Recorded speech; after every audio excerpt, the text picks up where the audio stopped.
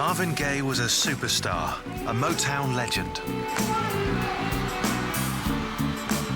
He was the prince of Motown, and he was truly that kind of a person.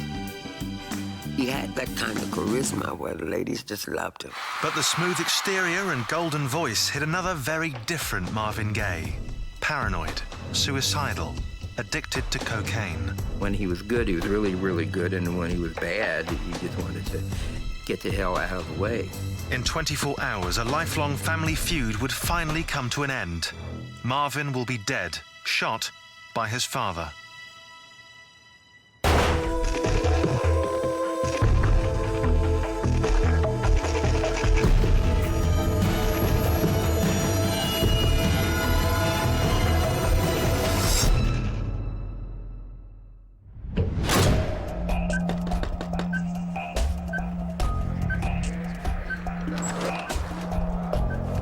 March 31st, 1984.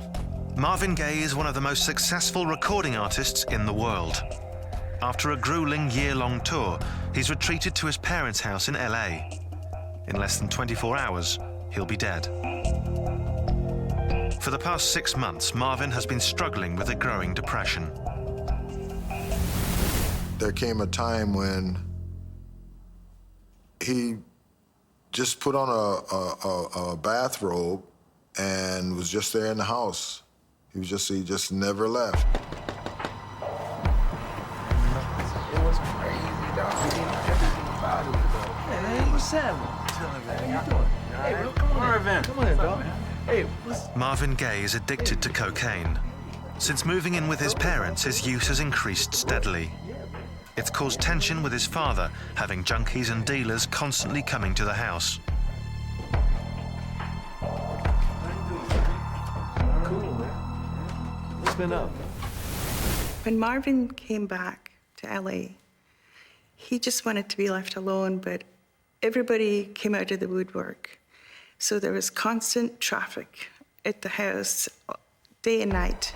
Is that a fact? You know, yeah, we can party here. Yeah? Any normal household doesn't have 20 or 30 people coming and going all day long, every day.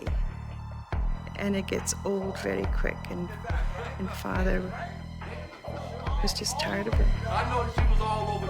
It was a little too much activity for him. He liked to remain peaceful in his room without any activity going on around him. Marvin and his father have been locked in a power struggle since he was a child. But now Marvin is the breadwinner. He bought the family home in LA, a fact his father resents. There's a struggle between who was going to be the head of that family. And theories, life and religion and everything else, and all the blow and everything that's going on there in his house. His father would think, I guess, which it was, I guess. The one person who's always held the family together is Marvin's mother. She has her own bedroom between her husband and her son. I think the deal that Marvin had was he started putting his mother in the middle of it because, you know, I can't fight you back there, but I can get mama for you, and she loved him to death. And he basically used his mama, you know, against his daddy. Marvin's mom, in many ways, was a peacemaker and a negotiator and a referee and a nurturer. I think that she was his anchor. I think that she was the one place that he felt love. My father always knew there was a closeness between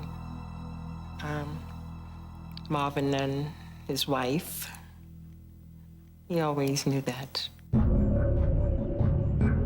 Marvin's father is jealous of their relationship and his son's success. They were like in two different worlds. They didn't acknowledge each other. I've never seen such a strained relationship between two people. You could kind of feel the vitriol. You know, there seemed to be some love there, but they were always in conflict. They were always seemingly in conflict. In 22 hours, the bitter hatred between father and son will explode in violence.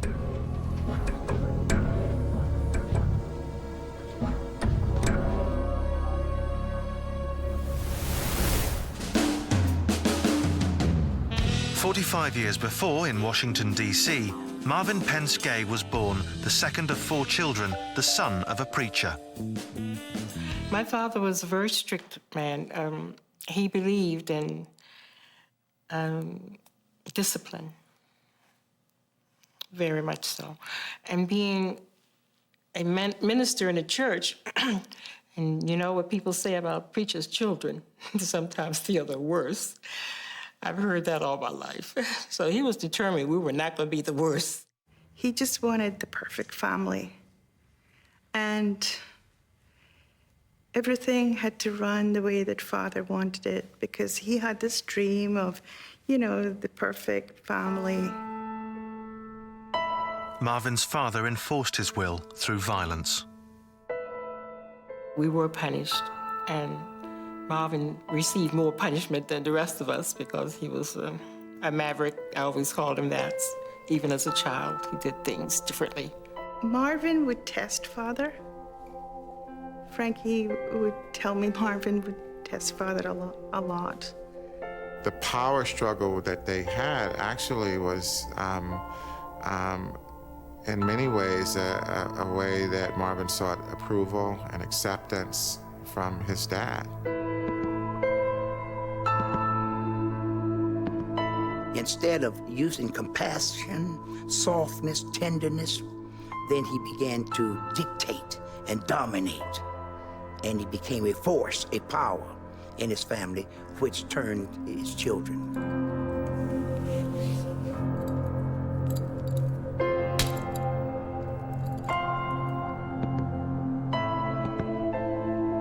From age 7, Marvin suffered routine whippings.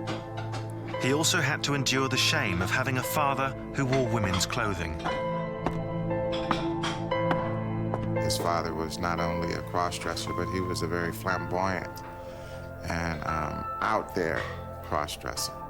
He'd have his little, you know, ladies' slippers on, pumps, and, you know, slide around sandal things and waltz around. He was proud of it, so he didn't care. Neighbors knew about Marvin's father. Kids called him names, sissy and homosexual. The image of his dad as a preacher, this powerful, cross-dressing, church front preacher who would come home and wear his wife's clothes. The shame that imposed upon Marvin. Marvin's childhood was a daily torment, full of pain and confusion. His salvation was music.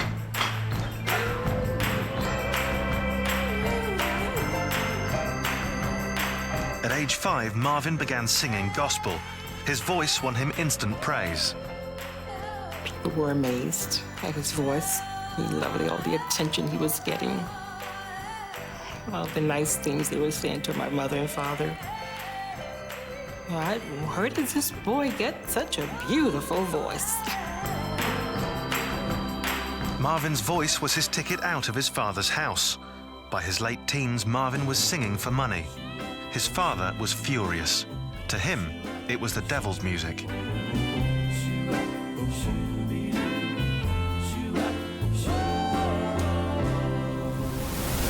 He did not sanction his son going into the secular world. And that was one of the things that hurt him so bad. He was permitted to do it or to venture into that field by his mother. She supported him, she encouraged him. And I think that is one of the primary reasons that she was so important in his life. She symbolized for him what it would be like, unconditional love.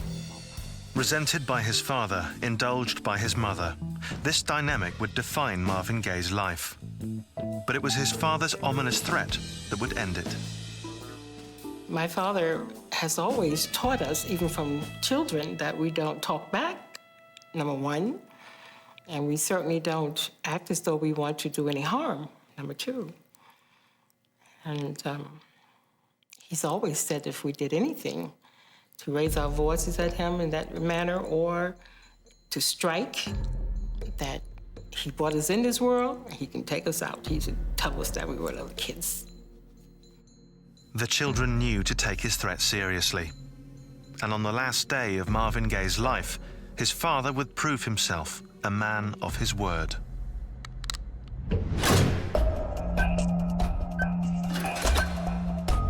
Los Angeles, California. It's late afternoon. Soul superstar Marvin Gaye has just 18 hours to live. He's staying with his parents, a father who beat him as a child and a mother who's always been his strongest support. Marvin and his mother had a wonderful relationship. They were really close and, shared a lot of things together, and they loved to laugh together. You could walk, down the hall in the house and you would hear laughter coming from the bedroom. And they had a good time together. But there was always tension in the house.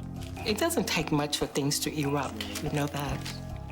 So that particular day, of course, was a day that my father had been drinking. And there was an argument with my mother over some business papers. Unpaid taxes and 2 divorces have forced Marvin to sell off his properties. Gaye Sr. is worried his home might be in jeopardy.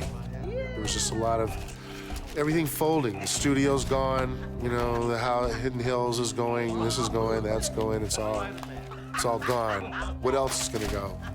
And I think there might have been in the back of Father's mind. Plus, him just trying to make sure that his son knew that he was a failure, no matter how famous he was. Look at that! Mother! Knowing my father, he probably raised his voice at my mother. I don't think Marvin would have intervened if he didn't think he had to protect my mother from something. I think that's an interesting thing. This one piece will make 52 layers. Watch on mobile devices or the big screen. All for free. No subscription required. What are you talking about? What are you looking at? Knowing Marvin, he probably told him not to talk to his mother that way. And knowing my father, he probably told him to stay out of it. And knowing Marvin again, he probably stayed in it. Listen, look, don't you ever... Get out. Get out. Marvin, please don't speak to the father. Marvin's reliance on cocaine is making him edgy, volatile, and paranoid. He's convinced someone is trying to kill him. He had a .38 pistol in his pocket at all times, loaded.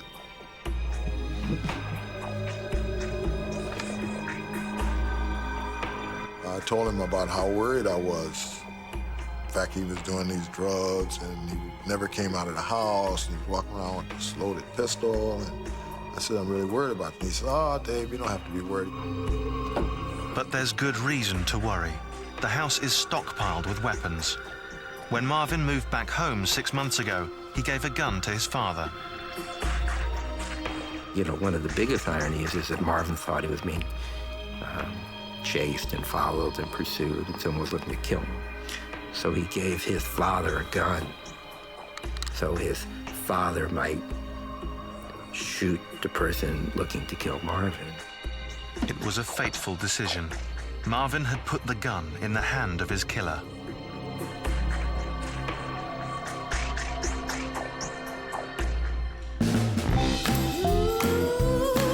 23 years before, Motown, the music industry machine that would soon churn out a dizzying number of hits, was just finding its feet.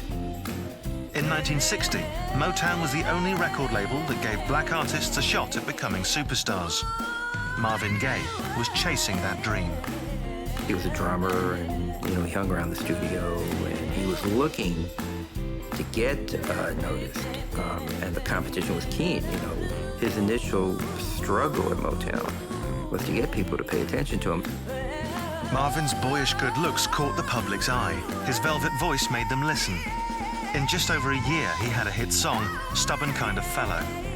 Gaye was making a name for himself, but with the spotlight came hurtful rumors. They came to my dressing room and said, you have a call backstage. And I went to the phone, and when I got there, they said, did you know that Marvin was gay? And I just hung up the phone because I got upset about it. But people teased him about the GAY.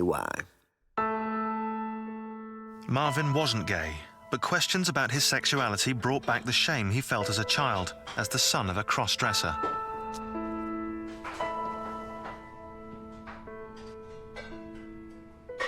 Before going on tour, Gaye added an E to the end of his name.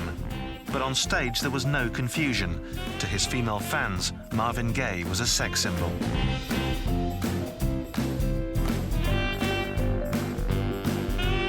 I remember on one of the Motown reviews, the fans went crazy. And I'm walking down this big hallway, and I hear somebody say, Kim Weston, Kim Weston. Oh, man, am I glad to see you. And I look around and hear Marvin hiding in the doorway. And I said, what are you doing? He said, they're everywhere. All the girls were after him, so he's gonna walk with me to find out where I was going. As soon as we walked out the door, there was a bunch of them. I said, oh, there he is. And he just didn't know what to do. He tried to run, but they got him. So I walked onto the bus. I said, I think you all better go rescue Marvin, because they got him back there. Marvin had his pick of admirers. In 1963, he chose Anna Gordy, sister of Motown head Berry Gordy. She was 17 years older than him. There was a mother image there, and I think he saw things in her that he may have desired his mother to have, because his mother was very passive, and Anna was, yeah, she was out there. Anna was more than a mother figure. She was a powerful woman who could help his career. Like everything else in Marvin's life, I think Marvin's relationship to Anna was really complicated. I think they loved each other deeply, but she was a Gordy, you know, and he saw in her a way to climb the ladder of success and give him a head start on everybody else. Soon, Marvin got top billing and became one of Motown's biggest names. He had a unique style. It was so unusual that his recording of I Heard It Through the Grapevine was initially shelved. It was so different, we just could not picture it in the top 10. We knew it was good, it was super good, but it was just way too different. And so finally they decided to recut the song on Gladys Knight and the Pips. I Heard It Through the Grapevine was a hit for Gladys Knight and the Pips. The song's success convinced Motown to release Marvin's version in 1968. It immediately outsold Gladys Knight's and became Motown's biggest single ever, selling nearly 4 million copies. What it did for Marvin was it gave him clout, and it set him up for his next move, which was, I'm going to do what I want to do. I'm not going to be produced by anybody else. I'm going to write this suite of songs that pays no attention to what they're playing on the radio these days. I'm going to become an artist with a capital A, and that means my first allegiance is to my art and not to commerce and not to making Mr. Gordy happy or anybody else happy, that I have to make my own sort of personal muse happy, and I have to answer to God, not to the Motown Corporation. So Heard It Through the Grapevine was the key that unlocked the door to Marvin's independence. The success of Grapevine freed Marvin of the controlling influence of Berry Gordy and allowed him to record the songs that would make him a superstar.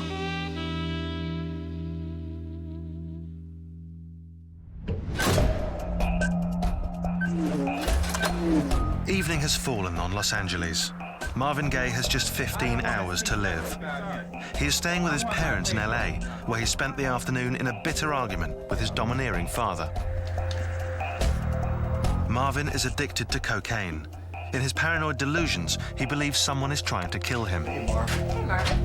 For protection, he stocked the house with guns, but now fears his brother, who lives next door, wants to harm him. Where's my gun? What do you need a gun for? What do you mean I need a gun? People are after me. You don't need a gun. I need a gun. Come on, Marvin. Frankie said, Marvin, you don't need a gun. And he goes, oh, even you've turned against me, now I can't trust you. Calm down. I knew where the gun was, so I went and got it. And I made sure there were no bullets in it. And I gave Frankie the gun. Because I saw how upset Marvin was getting. Give me my gun! And he took the gun from Frankie. No, you got what you want. And he Is that what you checked, want? and there were no bullets. So he got really upset because he wouldn't help him. And then he walked out the door, and before he slammed it, he just said, "Even you're not my friend anymore. You've turned against me." He just slammed the door and went down the steps. The hell with you. You are not my brother. Desperate, Frankie calls their friend Dave Simmons to come up with a plan to help Marvin. Dave, hey, it's Frankie. Listen, man.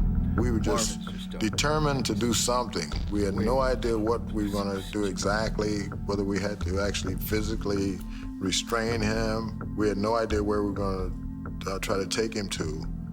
But we just knew that we had to do something. Frankie was just like, you know, what have I done wrong? You know, I'm just trying to protect him. Frankie knew what state of mind he was in and how he was just being tormented inside and was totally miserable, and he just didn't want to see him get in more trouble. He was crazy. He had gotten really just gone really crazy, you know. And the way Frankie described the way he looked physically, you know, he said he was just, had his coat all buttoned, kind of crazy, and he was just out of it, gone, you know. Dave and Frankie are convinced Marvin needs treatment. Marvin had told my mother he was going to go to a hospital and dry himself out. And she was holding him to that promise. And he was gearing up towards it, too. So he never went, but he was going to. In reality, Marvin's cocaine abuse is getting worse. In the last few years, he'd started freebasing. The drug was killing him slowly. It was crazy because it destroyed him, basically, because, you know, most of the membranes in his nose were gone. It had burned out. And, you know, I don't know. I know, you know, he always smoked. But that was nothing, you know, just smoke. But then I think he probably smoked less and just did more cocaine. Just got to the point where it just took over everything, and, you know, he was just not himself at all, you know. Many black people have a very high tolerance for discomfort. I believe that, you know, we feel bad all the time, and that's just the way it is for us, and we'll deal with it. So I'm not surprised at all that Marvin Gaye never sought treatment, because I think that he believed that he should be able to do this on his own. In the final hours of his life, Marvin was a slave to his addiction and at war with his father. The deadly combination of drugs and conflict would soon end his life.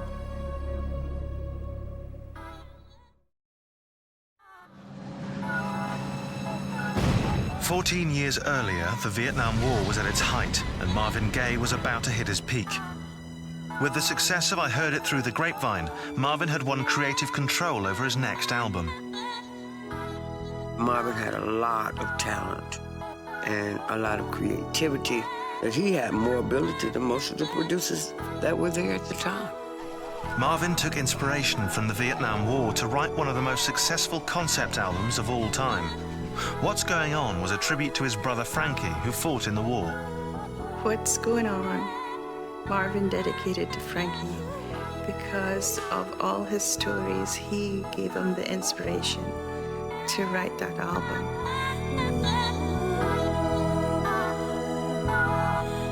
It was a masterpiece. With What's Going On, Marvin resurrected deeply held spiritual beliefs. He was delivering a message about poverty, racism, and war. Marvin was the type of man who carried the world on his shoulders. Everything affected him. He felt he wanted to do something about it, and the only way he could do anything about it, he thought, was through music. Marvin wanted his music to matter, that he would be the voice of someone, that would inspire social change. But Motown was about upbeat dance music. Berry Gordy hated what's going on. He refused to release it. Berry Gordy's reaction was one of how would a Marvin Gaye fan relate to this? Marvin came to my hotel room after I left Motown, and he told me, he says, Kim, he says, I recorded the best album I've ever done, and nobody likes it. Not my wife, not Berry Gordy, nobody likes it. And I said, Marvin, do you like it? He says, it's the best thing I've ever done. Marvin swore he'd never record another song unless Motown released What's Going On. They did in 1971. It was an immediate sensation. 500,000 copies sold in the first day. Tonight, I am so proud to have the greatest singer in the world in the auditorium tonight. It's Marvin Gaye. The next year, Marvin made a triumphant return home. Washington, D.C. proclaimed May 1st Marvin Gaye Day. It gave Marvin something he'd never had before, the respect and admiration of his father.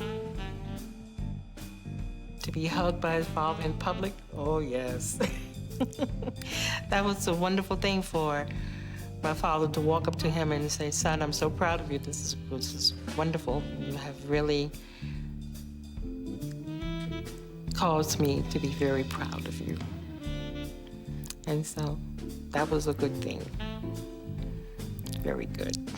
I wasn't there for Marvin Gaye Day in 1972, but I have a feeling it was, he talked about it a lot, and I think it was a big deal. I think it was like a little happy moment, actually, one of these Polaroid pictures where Mommy and Daddy and Marvin were reunited, and I think it was sweet. Everyone in the community came, and it was a big deal, and then Wham, and people in Motown and others that may not have known Marvin's family that well saw, and I think they were in the public's eye, and so I think he wanted to do the right thing, and I think he really, just had a change of heart. He was going to give it his good shot. He was going to do his part if Dad would do his part.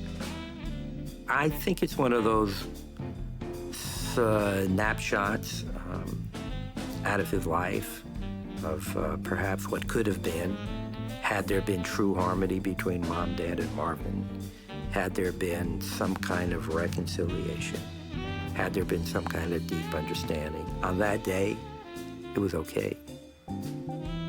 But that day was a very isolated day and a very extraordinary day, and a day not at all typical. Tragically, this was a fleeting moment of happiness. Father and son would never find a lasting peace. The years of conflict and violence had left scars too deep to heal.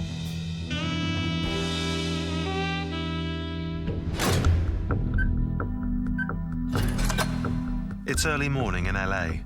Marvin Gaye has less than 4 hours to live. Yesterday's argument over money has been simmering since last night.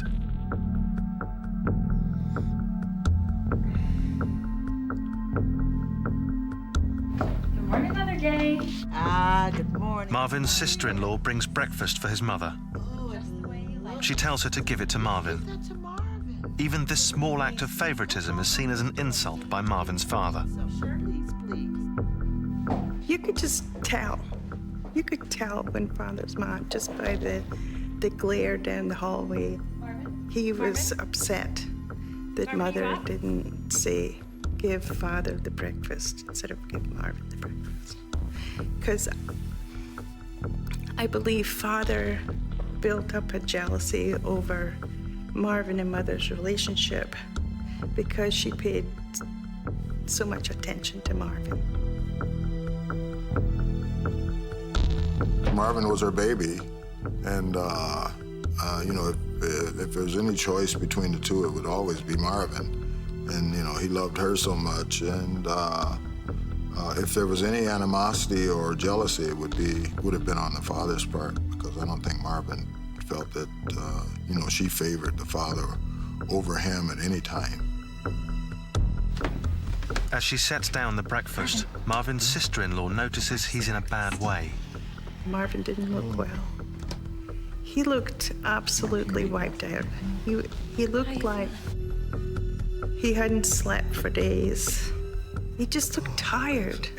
It was almost like he just wanted to give up. Okay, well, make sure you have some later, okay? It'll make you feel better. In fact, over the last few weeks, those who knew him well believed Marvin was contemplating suicide. He had a desire not to live. And so when I think of it in terms of the uses of drugs and everything, he was basically trying to take himself out. But he was a very strong individual. As he wakes, Marvin is in pain physically and mentally. He's exhausted, his body wrecked by years of drug abuse. He was a man looking for a way out.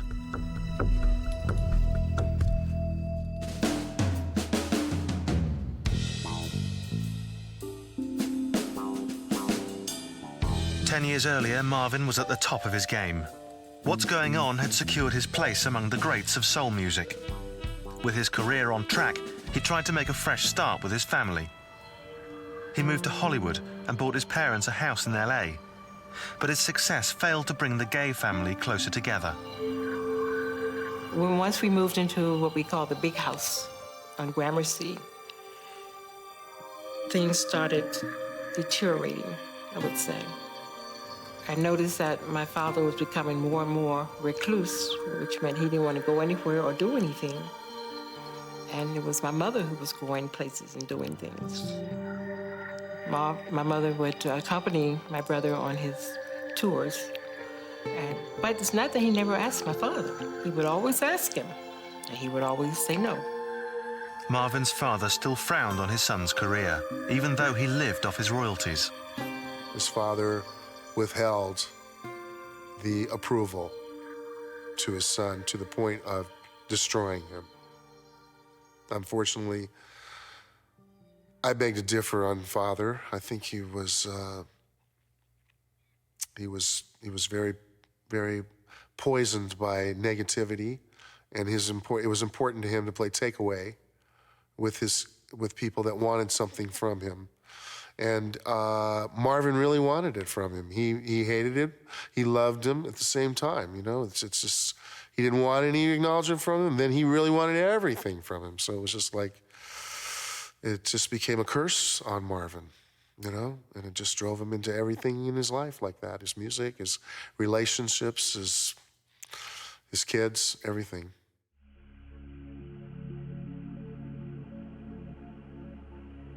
Marvin pulled away from his father again and immersed himself in the LA music scene. LA in the 1970s had this kind of coke plague, you know, where everybody was tooting and rooting and going crazy with cocaine, and particularly in the music world. It wasn't long before Marvin was addicted to cocaine. I saw it increase. First, it was just a little bit here and there if there were parties or this and that. It became just off the hook. Eating it, you know, smoking it, you know, any kind of way you can take it. It made him real nervous and uptight and paranoid. All the symptoms of that type of a drug, you know. Marvin's marriage to Anna Gordy fell apart, and he hooked up with 16-year-old Janice Hunter. She was this absolutely gorgeous teenager. They met while Marvin was recording Let's Get It On, his tribute to sexual freedom.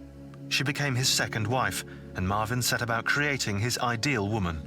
I think he saw in Jan a way to mold a woman, you know. Take this teenager and turn her into what he thought a woman should be. Marvin's ideal woman was his mother, but it was an image no one could live up to. I believe that he held her up as a standard by which he gauged the morality, the ability to commit, the perseverance, the charm, the grace that his mom had. And then he, in turn, created a self-fulfilling prophecy that nobody's going to be able to do it for me. As Janice failed to meet his expectations, their relationship blew apart. Infidelities led to jealousy and quickly turned to rage. I had to go underground with my sister for a week or two because he was threatening to kill her. Until he called one day and said, all right, it's over. I want to see my girl. And she went back to him, and, then they went on another vacation. Marvin had this ability to shoot himself in the foot. Marvin had this ability, or this uncanny psychological mechanism which would undermine happiness. And he would figure out a way to complicate his life. He loved drama. He loved emotional drama. He went for pain. He found ways to hurt himself over and over and over again. It's very common that addicts and alcoholics will sabotage their own success because it's a lot easier to kind of stay in the addiction and get applause for doing 50%. Whereas if you're supposed to have it together, the expectation is that you're going to do 100%. With a constant supply of cocaine, Marvin was becoming the violent, controlling man who had tormented him as a child, his father.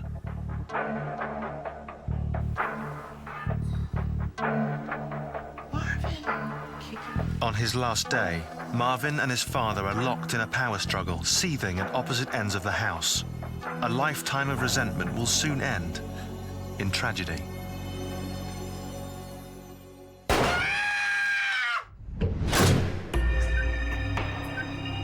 It's late morning. Marvin Gaye has just 2 hours to live. Marvin is staying with his parents in LA. Addicted to cocaine, he's suffering paranoid delusions. He thinks someone wants to kill him.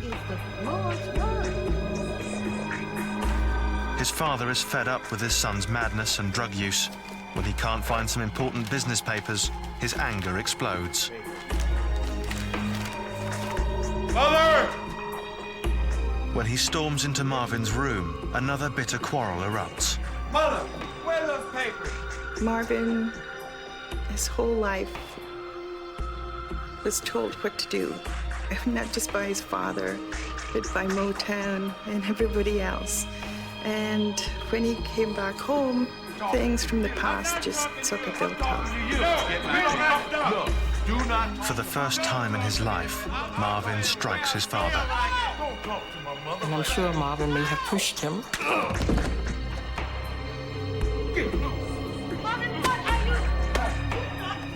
And when he fell, Marvin kicked him for what my mother said. And then he got up and went into his room. I warned you. You don't talk to me. You don't think I'm sick. Marvin's father leaves the room humiliated, all respect for his authority gone.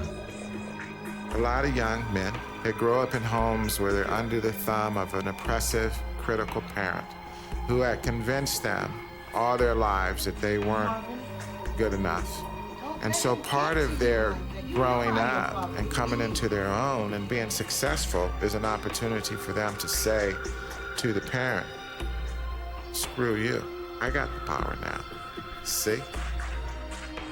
I knew in my heart that if my brother or any of us struck my father, that he would do something terrible.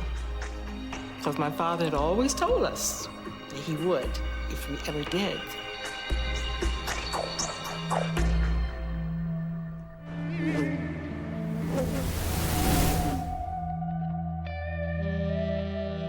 Five years earlier, ravaged by his cocaine addiction, Marvin's career had stalled, and he was on the run from the taxman. Federal agents had seized his house in LA for failure to pay taxes, and he was living out of a van in Hawaii. I'm trying to think of a good word to use for how he saw money. He was very free with it, for one thing. And he didn't take it truly serious. He didn't. He wasn't a person that cared about money, so you couldn't lure him into doing this and doing that by mentioning some figure. And it was just, he was a kind-hearted person. He bought himself a Rolls Royce and bought himself a couple of houses and a place in Jamaica and never went to Jamaica. I mean, he just lived in chaos. In Hawaii, Marvin was running from his problems. He was at war with everyone, his wife Janice, Motown, and the IRS. That's where he fell into really great depression. And his cocaine habit worsened. You know, he was getting high all the time. I guess the whole thing about Hawaii was just sort of like, take the people that were into the same kind of sadness and self-destructiveness and do it for a while.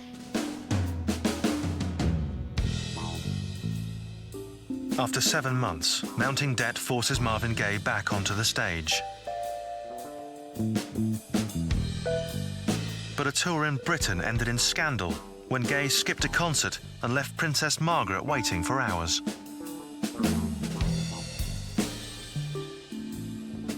Once again, Marvin went into hiding, this time in Belgium.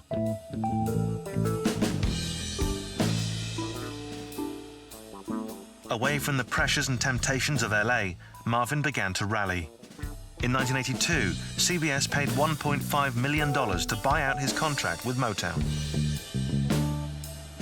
And it was in Ostend where Marvin began to recover and build up enough strength to make his sort of last comeback. Marvin was off cocaine, but his failed relationships with women haunted him. Ritz visited him in Belgium, where he saw Gaye's apartment filled with sadomasochistic drawings. I think he was tortured by the fact that he never had a good romantic female relationship. And I remember saying to Marvin, this is sick. What you really need is sexual healing. And he said, I love that idea. I want, you know, just sort of write a poem about it. So I wrote these lyrics, and he immediately took them and put a melody to it. Sexual Healing and the album Midnight Love became the first hits Marvin had had in 9 years, winning him 2 Grammys. But back in LA, he became hooked once again on cocaine.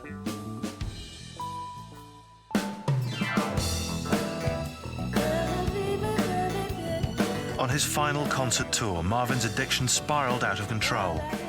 While millions of fans reveled in his performance, backstage, Marvin was self-destructing. It was not an easy tour to keep control of, and it became pathetic because we had loved ones bringing in drugs, and you couldn't keep it away from it. I went to a couple of concerts, but I was not on the tour. I wouldn't even go close to it. It was crazy. He thought someone was trying to kill him. Marvin insisted on having his brother beside him at all times as a decoy for his imagined killer. They looked so much alike. The cocaine was driving Marvin insane. That is very consistent with heavy daily cocaine use. And actually, one of the #1 reasons that we see addicts in a psychiatric unit is for a drug-induced psychosis. It's the beginning of, I think, the most tortured part of his life, when he loses his mind. And out of his mind constructs a kind of a screenplay of his own death. And it all begins, I think, on this final tour. As the tour ground on, Marvin began stripping down to his underwear while singing Sexual Healing. And to me, it was very sad because it showed that he wasn't feeling the love that people were offering him. And he was feeling like an object. Ultimately, he didn't understand that he was deeply loved by his fans, deeply loved for who he was, this complicated character. After the tour, a broken Marvin Gaye retreated to his parents' house. It was a fatal mistake. He returned to the source of his psychological dilemma. And by now it's worse. It's exacerbated by his drug use, by his dad's alcoholism. There's no clarity. Marvin Gaye has less than 1 hour to live. In a violent argument, Marvin has just struck his father for the first time in his life. Some believe he knew exactly what the consequence would be. Kicking your father. Son, Marvin. I told him if you keep bothering your father, he means it when he says, I brought you in this world, and if you ever hit me, I'll take you out.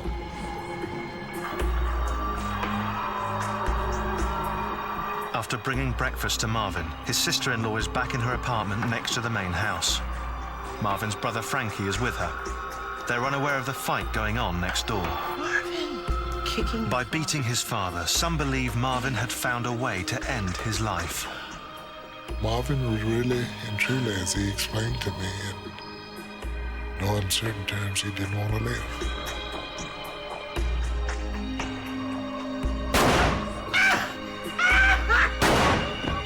Without explanation, he just shot him. I heard the pops of the gun. Frankie, I just heard a gunshot. What shot? I didn't hear a thing. No, I heard 2 gunshots like 2 seconds ago. Are you sure? And he said, sure oh no, you that didn't was hear just a car on the freeway. It must have been. And I said, Frankie, it sounded like a gun to me. And he said, no, we live right next to the freeway, you know.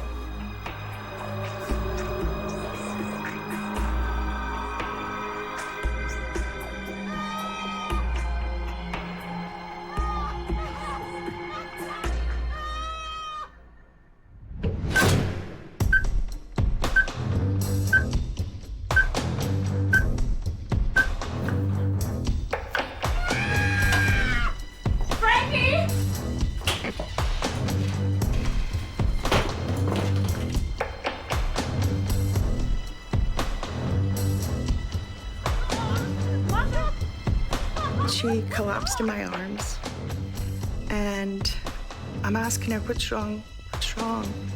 And all that I could hear was shot.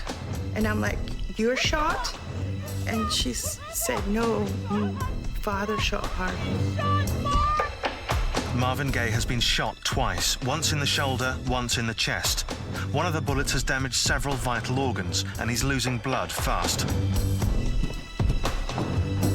Marvin's brother Frankie rushes into the house, but he's cautious, scared that his father may attack again.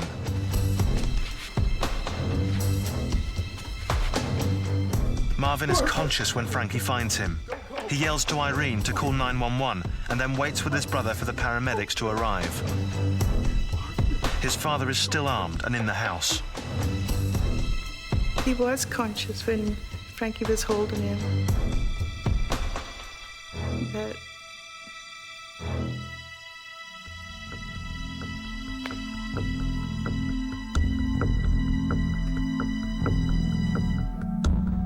paramedics arrive in under 10 minutes, but they refuse to enter the house while Marvin's father and the gun are still inside.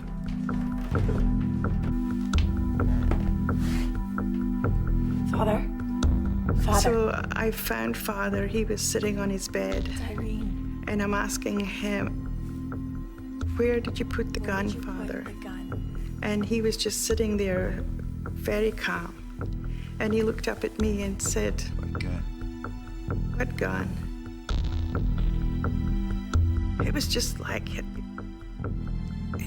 there was nobody home. And I said, the paramedics are here and they need to come in and they won't come until the gun is outside. Please tell me where the gun is. And he just bowed his head. I was going through his drawers and everything, looking for the gun. And I flipped his pillow and it was under his pillow.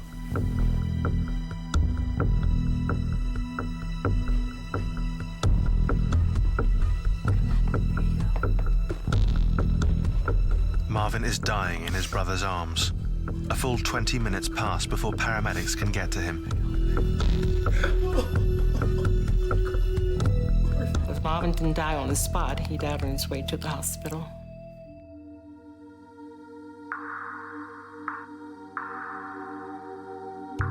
I remember the one at the end of the stretcher asking me, did I know his name? And when I said, it's Marvin Gaye, he looked at me twice and he said, you don't mean the Marvin Gaye? And I said, yes, and he just started to cry. You can't really describe the hurt and the pain. Because when you love someone, it's just a hurt that you cannot describe. I remember coming out of a baseball game on that day, on April 1st, April Fool's Day, and hearing on the radio Marvin Gaye's, father has shot and killed Marvin. And I thought to myself, that's how he's going to do it. Oh my God. That's so Marvin. That's so perversely brilliant. The official time of death is 1:01 p.m., April 1st, 1984. The next day, Marvin Gaye would have turned 45. Marvin Gaye Sr. pleaded guilty to voluntary manslaughter and received a 5-year suspended sentence. His son remains one of the most influential musicians of his time.